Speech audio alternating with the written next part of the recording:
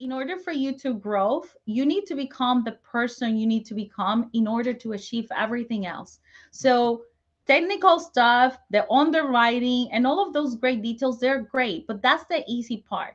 You are the challenge, right? And that's when you need to say, who do I need to become in order to get there, to that goal, to that vision?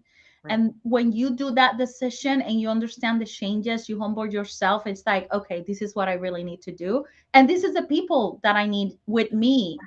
So, and Who I you need think to that was surround the yourself with, switch. right? Who Yes. you need to surround yourself with. Who do I need to become and who do I need to surround myself with? And I'm just going to share with our audience right now, Jen and I have been in several situations where we're making things up as we go. And we jokingly call that building the plane as we're flying it. Yes. And you know what? It's great. It's great to be able to laugh and to bring some levity to these situations where we are, okay, we're experimenting. We're not quite sure what we're doing, but we're just going to move forward, right? We're just going to, stop waiting to have it all figured out. Right? I love that. Yes. So we're just going to move forward with that.